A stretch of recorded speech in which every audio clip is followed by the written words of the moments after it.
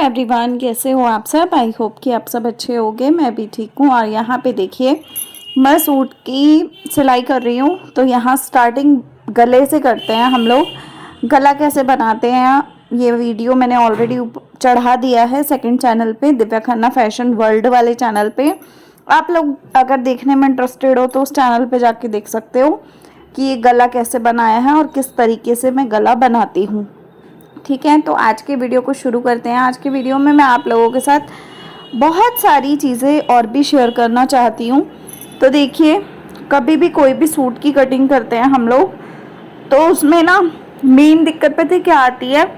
कई बार गला टेढ़ा मेढ़ा लग जाता है, तो उसमें टेढ़े मेढ़े गले में ना बहुत सारी प्रॉब्लम्स होती हैं। अगर बाहर वाले का किसी का सूट है तो भैया ऐसी चीज़ों में तो फिर सामने वाला बहुत ज़्यादा गुस्सा करता है, इसमें बहुत ज़्यादा मतलब परेशान हो जाता है सामने वाला भी, और हमें भी बुरा लगता है, क्योंकि हम अपनी तरफ से तो कोशिश करते हैं अच्छा बने, लेकिन अगर हमारी हाथ में सफाई नहीं होती ना तो बड़ी दिक्कत होती है।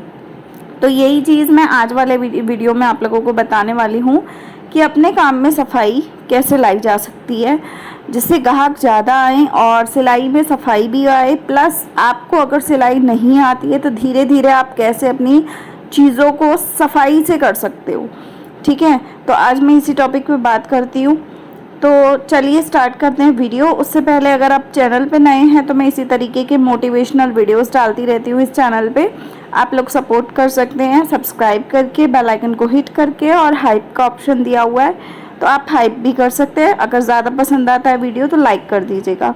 तो चलिए स्टार्ट करते हैं आज के वीडियो को। तो देखिए गाइस, सबसे पहली चीज़ हमें ये ध्यान रखनी है कि जब भी हम किसी कस्टमर का सिलाई करते हैं ना कपड़ा, तो वहाँ पर ना हमारी मेन दिक्कत क्या आती है कि कस्टमर जो होते हैं ना उनको एकदम सफाई के साथ काम चाहिए। कस्टमर की बात छोड़ो, हम अगर अपनी बात भी करें ना, तो अगर हम भी हैं, हम भी कोई कपड़ा सिलवा रहे हैं किसी से, अगर हम उसे पैसे दे रहे हैं तो हमारे को भी मन अंदर से करेगा कि हमें ना अच्छे से अच्छा सिला हुआ कपड़ा दिया जाए। मतलब हमें इतना मिल जाए कि ना जिस हिसाब से हम सिलाई कर रहे हैं उस हिसाब से हमारा बेस्ट, एकदम बेस्ट होना चाहिए। हर कोई इंसान आज के टाइम में बेस्ट चाहता है अपने लिए। ठीक है, तो हम उसका बेस्ट कैसे कर सकते हैं मैं आपको वो बताती हूँ। देखिए, सबसे पहले आपको पूरी, जब भी कोई भी कस्टमर आता है तो आपको उसका नाप पूरा प्रॉपर लेना है। अगर वो कपड़ा दे के जा रहा है तो कपड़े से ले लो, और अगर नहीं कपड़ा दे रहा है, मतलब जैसे अपना नाप दे रहा है, तो आप अपना नाप के हिसाब से भी उसका नाप ले सकते हो। इसमें कोई दिक्कत नहीं आती है। अगर आप पूरा प्रॉपर नाप के साथ अगर लेकर और उसके बाद आप उस चीज़ को बनाते हो ना, तो फिनिशिंग बहुत अच्छी आती है। ठीक है, तो आपको कभी भी ये आलस नहीं करना कि भाई नाप पहले का पड़ा है तो उसी पे बना दिया जाए। नहीं, हर कोई इंसान कभी मोटा होता है, कभी पतला होता है, कभी मतलब बदलता रहता है। बेसिक बात ये है। तो आपको साइज उसी समय का लेना है जब वो आया है आपके पास कपड़ा देने। तो जो भी लेडीज आपके पास कपड़ा देने आई हैं उनका आपको प्रॉपर नाप ले लेना है, उस हिसाब से ही आपको उस चीज़ को बनाना है। ठीक है, आपको अपनी तरफ से कोशिश करनी है कि ज़्यादा से ज़्यादा मेहनत करके और अच्छे से उसको फिनिशिंग के साथ बनाना है। तो जब फिनिशिंग के साथ आप खुद कोशिश करोगे ना, तो आप खुद देखोगे कि चीज़ें बहुत अच्छी बन जाती हैं। ऐसा बिल्कुल भी नहीं होता कि चीज़ें ख़राब बनती हैं। जब आप कोशिश करते हो तो परफेक्ट तरीके से बन जाता है ना। लेकिन उसमें क्या होता है, तसल्ली से बैठ के काम करना पड़ता है। अगर आपका ध्यान काम में होता है तो आपके ध्यान की वजह से काम एकदम परफेक्ट हो जाता है। अगर आपका काम में ध्यान नहीं है और आप इधर उधर की बातों में लगे हो और टीवी देख रहे हो या कोई और काम करने में बिजी हो, और आप सोच रहे हो कि वो काम आपका हो जाए और साथ साथ आप कपड़ा भी सिल लो, तो वो मेरे को लगता है कि फिर ध्यान बंटता है इंसान का, और जब ध्यान बंटता है तो चीज़ें खराब हो जाती हैं।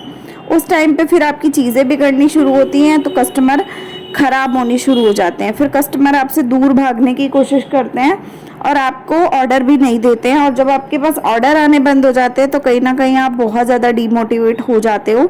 आपको कहीं ना कहीं ऐसा लगने लगता है कि यार हमारे पास ही काम नहीं है, बाकी तो सबके पास काम आ रहा है, या कुछ भी इस तरीके की चीज़ें जो मन में आती है इंसान के, तो वो सब चीज़ें आ जाती हैं माइंड में। तो ये सब चीज़ें ना आए, इसके लिए आपको करना कुछ नहीं है। करना सिर्फ इतना ही है कि आपको कोशिश पूरी करनी है कि अच्छे से अच्छा, बेस्ट से बेस्ट आप बना के दो। अगर आप किसी से पैसे 10 रुपये भी किसी से ले रहे हो ना, तो आप अपना 100% दो उस काम में, क्योंकि अगर आप काम में मेहनत करोगे तो सामने वाले को भी दिखाई देगा और आपको भी दिखेगा कि आपने मेहनत की है। और जब आप मेहनत के हिसाब से काम करते हो ना, तो सामने वाला भी खुशी खुशी उस चीज़ को एक्सेप्ट करता है और फिर उसी हिसाब से उसके पे भी करता है वो पैसे। ऐसा नहीं है कि वो पे नहीं करेगा, पे भी करेगा, डेफिनेटली करेगा जब आप उसको अच्छे से बना के दोगे तो इससे आपको क्या समझ में आया? ये समझ में आने वाली बात है कि आपको कभी भी किसी भी काम में जल्दबाजी नहीं करनी, पहली चीज़। दूसरी चीज़ कि अगर आपके पास कोई नया कस्टमर आया है तो ये नहीं सोचना कि भाई पुराने वाले का जो कपड़ा आया हुआ है वो जल्दीबाजी में करके निकाल दें और नए वाले के लिए हम मेहनत ज़्यादा करें। ऐसा नहीं करना है। आपके लिए कोई भी कस्टमर हो, चाहे पुराना हो, चाहे नया हो, चाहे आगे आया हो कोई, चाहे कोई पीछे आया हो, आपको बराबर सबके लिए पूरा प्रॉपर काम करना है। जितने आप पैसे ले रहे हो उस हिसाब से आपको काम प्रॉपर करना है।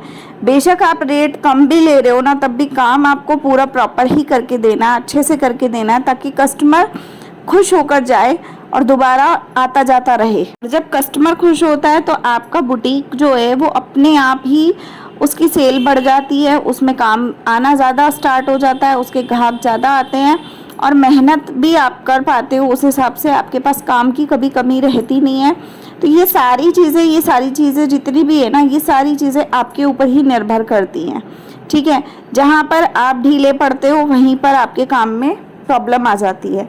तो अपने काम में प्रॉब्लम ना आए उसके लिए आपको सबसे पहले यही बेस्ट देना है अपना, कि आपको अच्छे से अच्छे तरीके से काम करना है। इतना अच्छे से करना है कि अगर कोई भी नया या पुराना कस्टमर है, आपको खुशी से आप उसको काम करके दो।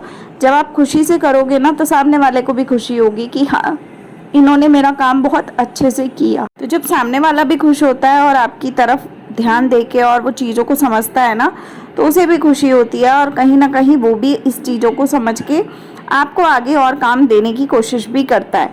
तो जब आप एक ही बार अच्छा नहीं करोगे तो दोबारा आपके पास कोई भी नहीं आएगा। तो इसलिए अपने काम की स्पीड भी रखनी है, अपने काम में सफाई भी रखनी है और साथ ही साथ हर कस्टमर के लिए आपका बर्ताव जो है वो सेम होना चाहिए, मतलब बिहेवियर आपका सेम होना चाहिए। किसी से भी मुंह बना बना के बातें नहीं करनी। जो भी इंसान आया उससे तसल्ली से, प्यार से, आराम से बैठ के बात करो, उनकी बात सुनो, अपनी बात सुनाओ। रेट में कहीं दिक्कत आ रही है तो आप उन्हें बता सकते हो। वो जो डिज़ाइन बता के जाते हैं कि भाई ये बनाना है, वो बनाना है, इस तरीके से ये सिल देना या उस तरीके से बना देना, तो वो सब चीज़ों पे गौर करना है। ऐसा नहीं कि एक कान से सुना और दूसरे से निकाल दिया, वो नहीं करना है। तो कोशिश करनी है कि जितना हो सके गौर से बात को सुनना है। और अगर आपको याद नहीं रहता, वैसे भी याद रखने वाली चीज़ें है नहीं है, तो आप सीधा ही उस चीज़ों को, जो भी कस्टमर बोल रहा है वो चीज़ों को आप हैंड टू हैंड डायरी में नोट करते जाओ। जो भी डिज़ाइन बोला है, जो भी साइज़ बता रहा है, वो सब चीज़ें जब आप लिख लोगे ना, तो आपको दिक्कत नहीं आएगी। बिल्कुल भी काम में बिल्कुल भी दिक्कत नहीं आती है। फिर आपका काम रॉकेट की तरह चलता है, आपका कस्टमर बेस भी अच्छा हो जाता है, आपका काम भी अच्छा चलता है, आपको दिक्कत भी नहीं आती है। तो जब ये सारी दिक्कतें नॉर्मल हो जाती है तो इंसान खुश भी रहता है और पैसा भी कमा पाता है। तो आप बताइएगा, आज के जो टिप्स बताए मैंने अपने काम को दुगना करने के लिए, वो आपको कैसे लगे? अगर अच्छे लगे हों तो लाइक, शेयर, सब्सक्राइब ज़रूर करना। और मेरा यही फंडा है कि मैं हर किसी के साथ नॉर्मल तरीके से रहती हूँ, तो इसीलिए मेरे पास काम आ रहा है। तो आप लोग भी इस तरीके का यूज़ कर सकते हो। तो अगर आज की वीडियो आपको ज़रा भी अच्छी लगी हो तो लाइक, शेयर, सब्सक्राइब, कमेंट कीजिएगा। बाकी मिलते हैं नेक्स्ट वीडियो में, तब तक के लिए बाय, टेक केयर।